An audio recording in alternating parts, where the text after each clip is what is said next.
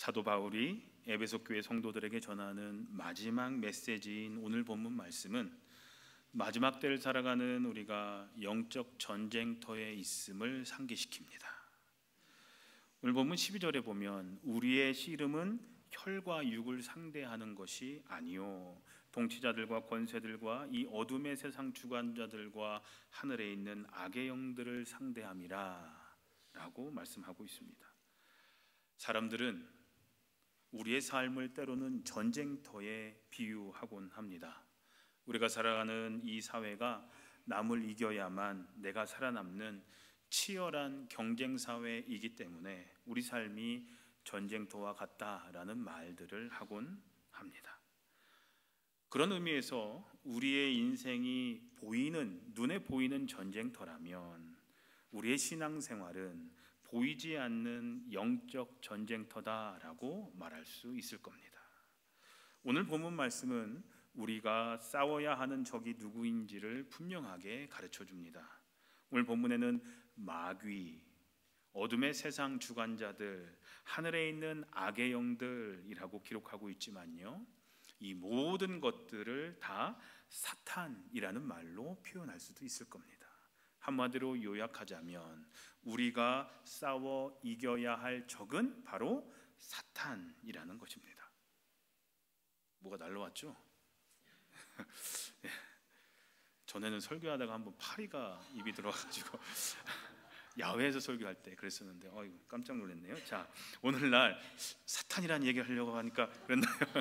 자, 오늘날 사탄이라는 말을 하게 되면 일단 귀를 막는 분들이 있습니다. 많이 있어요. 오늘 찬송가 마귀들과 싸울지라. 이거 참 요즘 이런 찬양 하기가 쉽지가 않죠. 어디서 하면 저 사람 이상한 신앙 가지고 있다, 이상하다 막 얘기할지도 몰라요. 그런 세상 속에서 살아가는데 오늘날 사회가 그렇잖아요. 과학이 발달하고 인공지능 AI가 발달하면서 못하는 게 없는 시대가 됐잖아요. 그걸 활용하면서 살아가고 있는 그 시대 가운데 그런 현대인들에게 사탄의 존재를 이야기하는 것은 비합리적이라고 얘기할지도 몰라요. 오늘 같은 시대에 무슨 사탄 그러냐고 얘기할지도 모릅니다. 하지만 사탄은 분명히 존재하고 우리가 부인한다고 해서 사탄이 없어질 존재가 아니라는 사실을 우리는 명심해야 된다는 겁니다. 눈에 보이지는 않지만 사탄은 분명히 있다라는 거죠. 그리고 사탄은 분명히 우리들의 삶 가운데, 우리들의 신앙생활 가운데 지금 이 순간도 영향력을 끼치고 있다라는 사실입니다. 종교개혁자였던 마틴 루터가 종교개혁을 하면서 가장 힘들고 어려웠던 시기에 작사 작곡한 찬송가가 있어요. 우리도 종교개혁주일이 되면 이 찬양을 항상 찬송가를 부르는데 585장 내 주는 강한 성이요, 이 찬양이 마틴 루터가 작사 작곡한 노래입니다. 찬양입니다. 1절에 보면 가사가 이래요. 옛 원수 마귀는 이때도 힘을 써 모략과 권세로 무기를 삼으니 천하에 누가 당하랴. 2절에 보면은 내 힘만 의지할 때는 패할 수밖에 없도다라고 그렇게 고백하기도 합니다. 사탄은 당할 사람이 없습니다. 우리 눈에 안 보여서 우리가 생각하지 않고 살아갈 뿐이지 사탄을 당할 사람은 없습니다. 사탄은 항상 우리의 약점을 파고들기 때문에 자신의 육신적 힘만을 의지하는 사람은 사탄과의 싸움에서 항상 패할 수밖에 없다라는 사실입니다. 사랑하는 성도님들, 오늘 저는 에베소 6장 10절에서 20절의 말씀을 중심으로 먼저 사탄이 영적 싸움에서 이루려고 하는 목적이 무엇인지, 그리고 그 목적을 위한 사탄의 전략은 무엇인지에 대해서 나누려고 합니다. 그리고 그러한 사탄의 전략에 우리가 맞서 싸워 이길 수 있는 방법은 무엇인지에 대해서 살펴보면서 오늘 은혜를 함께 나누고자 합니다. 먼저 사탄이 그리스도인들과의 영적 싸움에서 이루려고 하는 목적과 전략은 첫째로 하나님과 우리와의 관계를 멀어지게 하는 것입니다. 하나님과 우리와의 사이를 멀어지게 하고 끊어버리는 것이 사탄의 목적입니다. 에덴 동산에서 사탄은 이미 그 목적을 한번 이룬 적이 있었습니다. 사탄의 계략에 빠져서 죄를 지은 인간은 결국 에덴 동산에서 쫓겨나게 됩니다. 하나님과의 단절을 가져오게 됩니다. 죄를 통해서. 사탄이 그 일을 했죠. 하나님과의 관계를 단절시킴을 통해서 사탄은 그 목적을 이루었습니다. 하지만 예수님은 죄로 인해 단절되었던 우리와 하나님과의 사이를, 그 관계를 뭐를 통해서 다시 회복시켜 주셨습니까? 십자가를 통해서 회복시켜 주셨습니다. 그 십자가 없이는, 십자가의 피 없이는 우리가 하나님께 갈 수가 없는 거예요. 관계가 끊어졌기 때문에. 근데 그 십자가를 통해서 그 관계가 다시 이어졌다라는 거죠. 그렇기 때문에 사탄은 이렇게 회복된 우리와 하나님과의 관계를, 예수님의 십자가의 피를 통해서 회복된 우리와 하나님과의 관계를 어떻게든 끊어버리고 싶어서 지금도 방해하고 끊으려 하는 것이 바로 사탄이라는 거죠. 우리가 알게 모르게 우리로 하여금 가능한 한 하나님과 멀어지게 하려는 것이 바로 사탄의 목적이라는 거죠. 사탄은 우리가 하나님보다 세상을 더 좋아하게 만듭니다. 세상을 더 의지하게 만듭니다. 눈에 안 보이는 영적인 것보다 눈에 보이는 세상 것을 더 의지하라고 꼬십니다. 하나님의 존재를 의심하게 만듭니다. 특히 시련이 닥칠 때 하나님을 원망하게 만듭니다. 하나님이 더 이상 나를 사랑하시지 않는 것처럼 생각나게 만듭니다. 더 이상 하나님을 믿을 필요가 없다라고 생각하게 만듭니다. 성경에 기록된 말씀들에 대해서 의심을 자꾸자꾸 심어줍니다. 믿음을 가졌더라도 확신을 가지지 못하도록 만듭니다. 우리가 말씀을 가까이 하지 못하도록 만듭니다. 말씀 속으로 깊이 들어가지 못하게 만듭니다. 기도하지 못하게 만듭니다. 하나님과 동행하지 못하게 만듭니다. 찬송하지 못하게 만듭니다. 헌신하지 못하게 만듭니다. 예배 자리에 참석하지 못하게 만듭니다. 모든 일에 하나님을 우선순위로 두지 못하게 합니다. 하나님보다 세상을 더 우선순위에 두게 합니다. 이런 것들을 통해서 하나님과 우리와의 관계를 어떻게든 멀어지게 하고 어떻게든 끊어버리려고 하는 것이 바로 사탄의 전략입니다. 사탄이 우리와의 영적 싸움에서 이루려고 하는 두 번째 목적은 우리로 하여금 하나님께 영광 돌리는 삶을 살지 못하게 하기 위함입니다. 하나님께 영광 못 돌리게 하는 것이 사탄의 목적입니다. 우리 삶의 목적은, 우리가 이 땅에 태어난 목적은 하나님을 영화롭게 하고 그분께 영광 돌리기 위한 것이 우리의 삶의 목적이 되어야 합니다. 예수님께서도 산상수훈을 통해서 하나님의 나라와 그의 의를 구하는 것을 삶의 최우선순위에 두라고 가르쳐 주신 적이 있었습니다.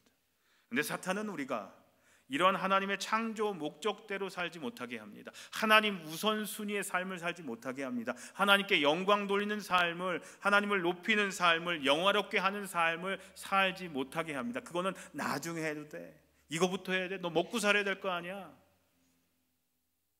그러면서 다른 것을, 세상의 것, 썩어 없어질 것을 우선순위에 두라고 우리를 유혹합니다.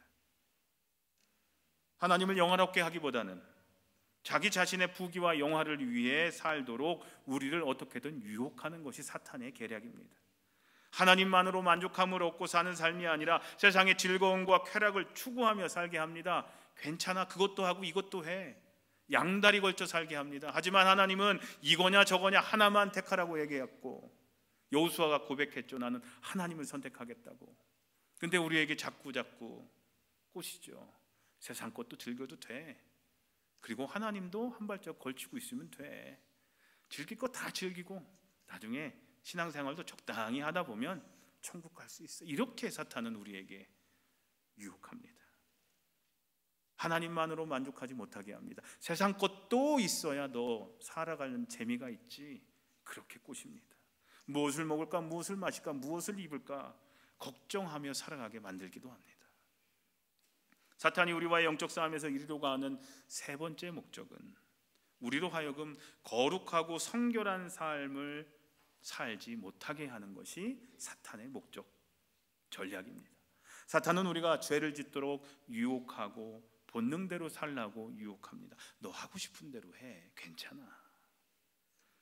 남이 보지 않으면 약간의 불법을 저질러도 상관없다라고, 어느 정도의 속임수, 거짓말은 죄도 아니라고, 남들 다 그렇게 하면서 산다라고 오늘도 속삭입니다. 일부 예배 때 갑자기 생각이 나서 이 얘기를 했지만 좋은 예는 아닌 것 같아요. 예를 들어서 H마트에서 참외 상자가 있습니다. 참외 상자를 열고 사진 않죠. 열고 어떻게 합니까? 다른 상자도 열어서 싱싱한 거하고 바꿔. 경험들 있으신가요? 없으시죠? 네. 바꿔요, 좋은 걸로. 그래서 내가 선택한 상자는 싱싱하고 좋은 참외로만 가득 채우고 하나하나 다른 곳에 집어넣는 거죠. 세상 사람들 다 이렇게 살잖아요, 그죠? 근데 예수 믿는 사람들은 그러면 안 되잖아요. 그러면 그렇게 하면 안 되는 거잖아요. 이런 거 작은 거예요. 별거 아닌 것 같지만 이런 작은 것부터, 사탄은 아주 이 사소한 것부터, 별것도 아닌 것부터, 남들 다 그렇게 하고 사는 거 괜찮아 라고 유혹한다는 거죠. 세상 사람들과 우리를 전혀 구별됨이 없는 삶을 살도록 유도한다는 거예요. 예수 믿는 사람이라면 세상 사람들과 뭔가 달라야 되는데 다른 게 없어요. 사탄은요, 그렇게 우리를 만든다는 거죠. 큰 거 갖고 우리를 유혹하는 게 아니에요. 작은 거 갖고, 별거 아닌 것 갖고 우리를 유혹한다는 거예요. 전혀 구별됨이 없는 삶으로 우리를 이끕니다. 왜요? 거룩하고 구별되고 성결한 삶은 곧 하나님을 기쁘시게 하는 삶이기 때문에. 하나님이 기뻐하시면 안 되잖아요. 그러니까 어떻게든 우리가 하나님을 기쁘게 해드리는 삶을 살지 못하는 것이 사탄의 전략이라는 거죠. 사랑하는 성도님들, 지금까지도 그래 왔지만 사탄은 앞으로도 자신의 목적을 이루기 위해서, 영적 싸움에서 이기기 위해서 끈질기게 우리에게 다가와 우리를 공격하고 유혹할 겁니다. 하나님과 우리와의 사이를 어떻게든 끊어버리려고 할 겁니다. 멀어지게 만들 겁니다. 하나님께 영광 돌리는 삶을 살지 못하게 할 겁니다. 그리고 거룩하고 성결한 삶을 살지 못하게 할 겁니다. 그것이 사탄의 전략입니다. 그렇다면 우리가 사탄의 이러한 전략에 맞서서 싸워 이길 수 있는 방법은 무엇이 있을까요? 오늘 본문에서 사도 바울은 영적 싸움에서 우리가 승리할 수 있는 비결, 이 세 가지를 제시해 줍니다. 첫째로 주 안에서와 그 힘의 능력으로 강건해져야 한다라고 얘기를 합니다. 둘째로는 영적 무기로 무장하라고 얘기합니다. 셋째로는 기도해라라고 얘기를 합니다. 사탄과의 영적 싸움에서 우리가 승리하기 위해서 첫째로 우린 주님 안에서 그 힘의 능력으로 강건해져야 합니다. 전쟁을 치르려면 병사는 강해야 되죠. 강하라고, 강해지라고 군대 가면 아침마다 부보를 시킵니다. 계속 달리기, 뛰기 시켜요. 기초 체력을 세우라는 거죠. 우리는 모두 그리스도의 군사로서 힘과 능력을 길러야 합니다. 하지만 강해질 수 있는 방법은 오직 한 가지, 바로 주님 안에서, 말씀 안에서 주님과 함께 사는 방법밖에 없습니다. 그것이 우리가 강해질 수 있는 유일한 방법입니다. 왜요? 우리는 주님을 떠나서는 아무 힘도 가질 수 없는 연약한 존재들이기 때문입니다. 요한복음 15장 5절에서 포도나무 비유 얘기를 하시면서 이런 말씀을 하십니다. 나는 포도나무요, 너희는 가지니 저가 내 안에 내가 저 안에 있으면 이 사람은 과실을 많이 맺나니 나를 떠나서는 너희가 아무것도 할 수 없음이라 라고 얘기를 합니다. 주님을 떠나서는 우리가 아무것도 할 수 없다라는 거죠. 나무에서 나뭇가지 하나가 떨어지면, 땅에 떨어지면 곧 말라 비틀어집니다. 아무 쓸데가 없어집니다. 열매를 맺을 수도 없습니다. 파릇파릇한 새싹도 나지 않습니다. 하지만 붙어 있을 때 많은 것들을 공급받습니다. 마찬가지로 우리 역시 예수님께 꼭 붙어 있을 때 예수님이 공급해 주시는 힘을 얻을 수 있다라는 거죠. 우린 오직 예수 그리스도 안에 거함을 통해서 사탄과 싸울 힘을 얻을 수 있는 것이죠. 사탄과의 영적 싸움에서 우리가 승리하기 위해서 두 번째로 우리는 영적으로 완전 무장을 해야 합니다. 오늘 본문 13절부터 17절은 아주 유명한 말씀이에요. 사도 바울이 영적 무장에 대해서 얘기를 한 말씀인데 아마 여러분들 다 잘 아시는 말씀이에요. 진리로 허리띠를 띠라, 의의 호심경을 붙이라, 평안의 복음의 신을 신어라. 믿음의 방패를 가져라. 구원의 투구를 써라. 성령의 검을 가져라. 사도 바울이 이 말씀을 할 때 아마 로마 군인이 완전 무장한 것을 아마 보고 생각하면서 아마 이렇게 얘기했을 겁니다. 그 다음 사진 한번 볼까요? 네, 이게 로마 군인의 무장한 모습인데 바로 이렇게 비유를 한 거죠. 첫째로 진리로 허리띠를 띠라라고 얘기를 합니다. 허리는 몸의 중심이죠. 힘의 원천이 바로 허리입니다. 허리가 느슨하면 힘을 모을 수가 없죠. 그래서 힘을 쓰려면 허리를 졸라매는 경우들이 있습니다. 사진 역도 선수인데 역도 선수들이 큰 허리띠를 한 다음에 이 무거운 것을 들어 올리듯이 힘을 모으기 위한 것도 있고 허리 부상을 방지하기 위한 것도 있지만 두 가지 이유가 다 있습니다. 저래야 힘을 모을 수가 있는 거예요. 바로 허리띠가 그런 무기가 된다라는 거죠. 힘을 모아주는 역할을 한다라는 거죠. 사도 바울은 진리로 그 허리띠를 삼으라라고 얘기했습니다. 진리로 우리의 허리띠를 삼아서 힘을 모으라는 겁니다. 즉 우리의 힘은 진리이신 예수님을 따라 사는 진실된 삶에서 나온다라는 것을 말해준다는 거죠. 오늘날 그리스도인들이 세상 속에서 아무런 영향력, 힘을 발휘하지 못하는 이유는 바로 예수님처럼 사는, 예수님을 따라 사는 진실된 삶이 없기 때문입니다. 우리 그리스도인들이 문제예요. 말씀대로 안 사니까 세상 사람들이 조롱하는 겁니다. 세상 사람들이 바라보는 그리스도인들에 대한 기준은 우리 생각보다 높습니다. 근데 그 기준에 못 미치는 거예요. 근데 말은 또 잘해요. 사랑하라, 용서하라, 말들은 하면서도 그렇게 안 사는 거죠. 기대치가 낮아지는 거예요. 그래서 오늘날 한국교회 문제예요. 한국에 있는 교회들 정말로 문제인데 예수님을 따라 사는 삶이 그리스도인들에게 나타나지 않는 것. 나타나는 교회, 나타나는 성도님들 많습니다. 하지만 안 드러나요. 밖에 드러나는 사람들, 그렇지 않은 사람들이 자꾸 드러나니까 욕먹고 전도가 안 되고 선교가 안 되는 거죠. 자꾸 쇠퇴해 가는 거예요. 예수님처럼 사는 사람들, 우리 일제시대 때는요, 독립운동 하셨던 분들 많은 그리스도인들이 1%밖에 안 됐어요. 2천만 명 정도 있었대요. 국민이. 그 중에 200만 명도 안 되는 사람들이 그리스도인들이었어요. 20만 명도 안 되는 사람들이 그리스도인들이었어요. 근데 얼마나 많은 일들을 했습니까? 민족대표 33인 중에 17명이 그리스도인이었어요.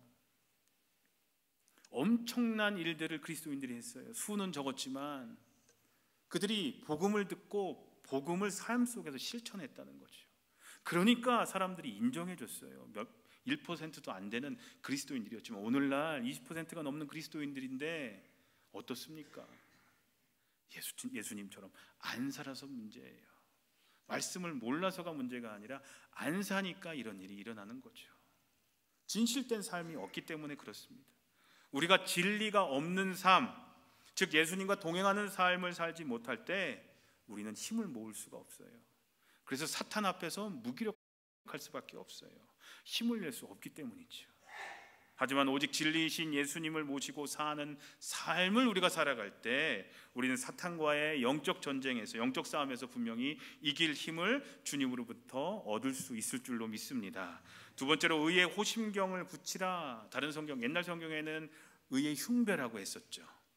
또 쉬운 성경에는 정의의 가슴막이라고도 얘기를 하는데 사진 한번 보여주실까요? 이게 호심경입니다. 갑옷의 가슴 쪽에 앞에 이렇게 철이나 금속이나 굴이나 가죽 같은 걸로 화살이나 창이, 칼이 왔을 때 이제 중요한 심장을 보호할 수 있는 도구가 되는 거죠. 근데 사도 바울은 우리는 영적 군사로서 의의 호심경을 차야 된다, 이런 걸 차야 된다라고 얘기를 했습니다. 로마서 1장 17절에 보면 복음에는 하나님의 의가 나타나서 믿음으로 믿음에 이르게 하나니 기록된 바 의인은 믿음으로 말미암아 살리라 함과 같으니라 라고 말씀하고 있습니다. 예수님으로 인하여 의롭게 됨이, 믿음으로 말미암아 의롭게 됨이 사탄의 공격을 막아낼 수 있는 중요한 무기가 된다라는 이야기입니다. 세 번째로 평안의 복음의 신을 신어라. 언제 어느 상황에서든지 항상 하나님을 믿고 의지하는 평안하고 든든한 마음을 가지고 살라는 얘기입니다. 사탄은 항상 우리에게 불안을 심어줍니다. 평안을 빼앗고 불안을 심어줍니다. 사탄은 항상 그래요. 별것도 아닌 일인데도 우리를 불안에 떨게 합니다. 걱정하고 근심하게 합니다. 그게 사탄이 우리를 흔드는 겁니다. 사탄은 시험과 시련을 통해서 우리가 불안한 마음을 항상 가지고 살도록 끊임없이 우리를 흔든다라는 거죠. 그러나 평안의 복음을 항상 신고 다니는 그리스도인들은 어떤 상황 속에서도 마음속에 평안을 잃지 않고 불안해하거나 당황하지 않을 수 있다라는 얘기입니다.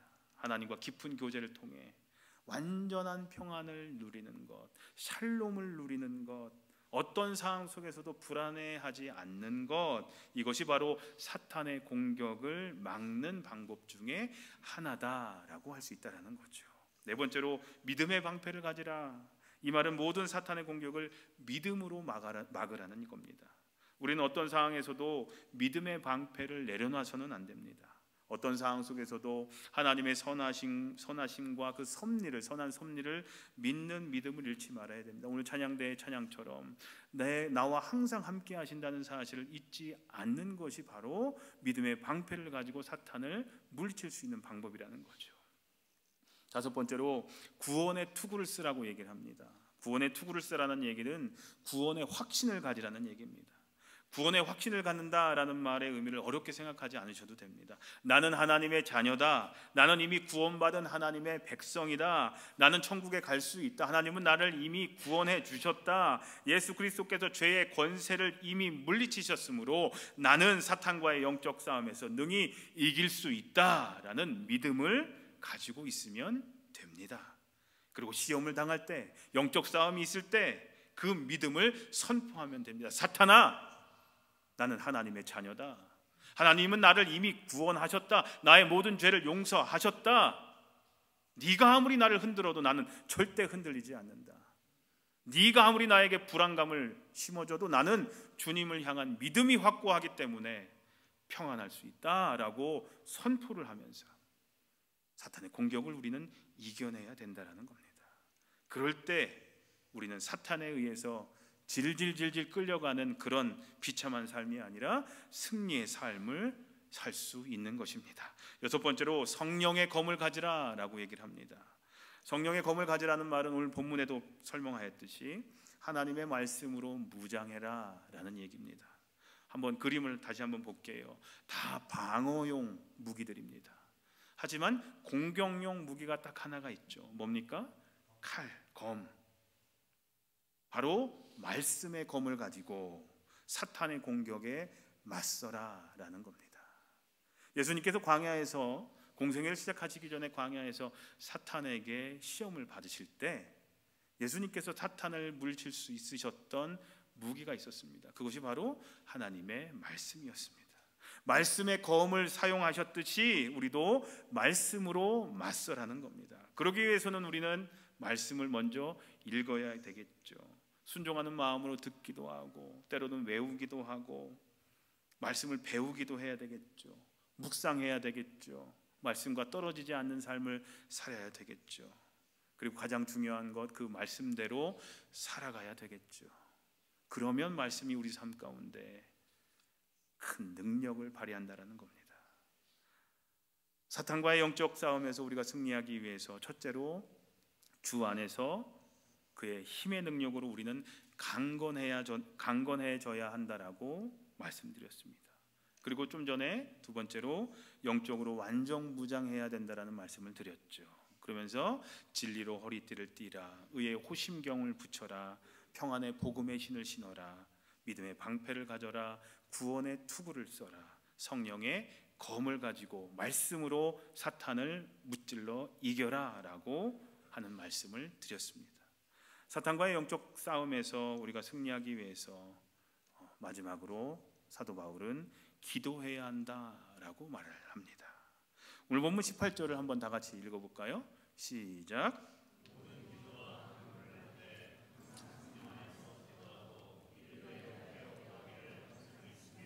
여러 성도를 위하여 구하라.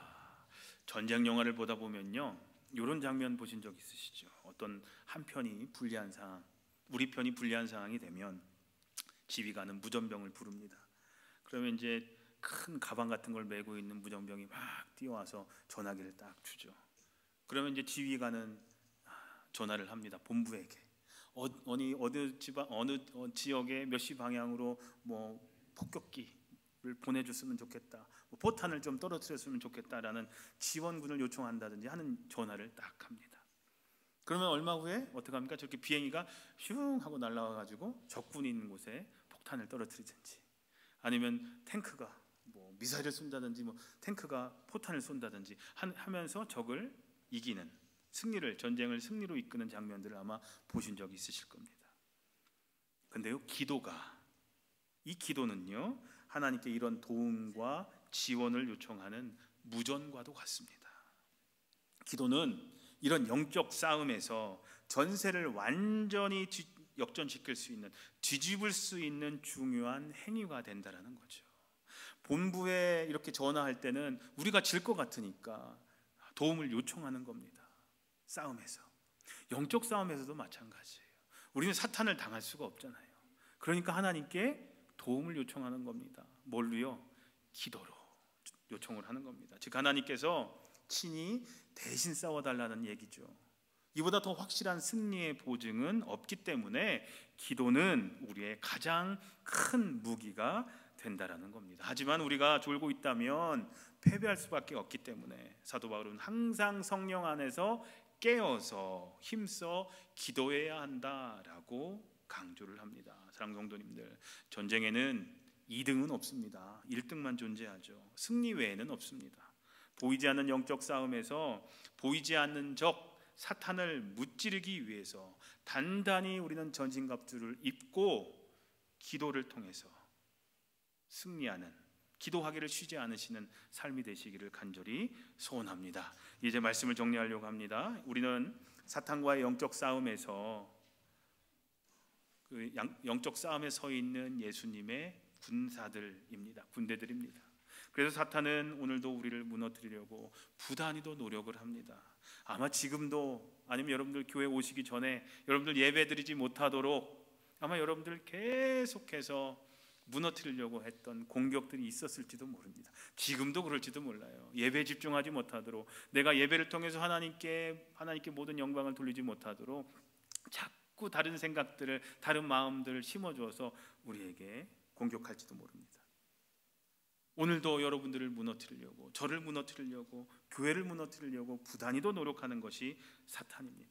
하나님과 우리와의 관계를 어떻게든 끊어 놓으려고, 관계를 소원하게 만들려고 하는 것이 사탄입니다. 하나님께 영광 돌리는 삶을 살지 못하게 만듭니다. 그리고 우리가 거룩하고 성결한 삶을 살지 못하게 만드는 것이 사탄의 전략입니다. 하지만 사도 바울은 사탄과 맞서 싸워 이길 수 있는 3가지 방법을 제시했습니다. 첫째로, 주 안에서 그 힘의 능력으로 강건해져야 된다. 주님께 우리가 붙어 있으면 주님의 능력으로 우리는 이길 수 있다는 겁니다. 둘째로, 영적 무기로 무장하면 된다라고 말씀드렸습니다. 전신갑주 얘기를 기억하시죠? 말씀의 검이 필요합니다. 그리고 셋째로, 기도하면 된다라고 말씀하고 있습니다. 이 3가지를 잊지 않으심으로 인해서 매일매일의 여러분들의 신앙인으로서의 삶이, 신앙생활이 승리의 삶이 되시기를 주님의 이름으로 기도합니다. 한 가지 더 우리가 반드시 기억해야 될 것, 모든 전쟁, 모든 싸움의 주인은 하나님이시다라는 사실을 기억하셨으면 좋겠습니다. 사무엘상 17장 47절에 다시 한번 읽어보겠습니다. 시작. 여호와의 구원하심이 칼과 창에 있지 아니함은 이 무리에게 알게 하리라. 전쟁은 여호와께 속한 것인즉 그가 너희를 우리 손에 넘기시리라. 누가 한 얘기입니까? 다윗이 했습니다. 언제 했습니까? 다윗이 골리앗 앞에 나아갈 때 이 말씀을 외칩니다. 우린 이 말씀을 기억해야 됩니다. 싸움은 하나님께 속해 있습니다. 영적 전쟁은 하나님께 속해 있습니다.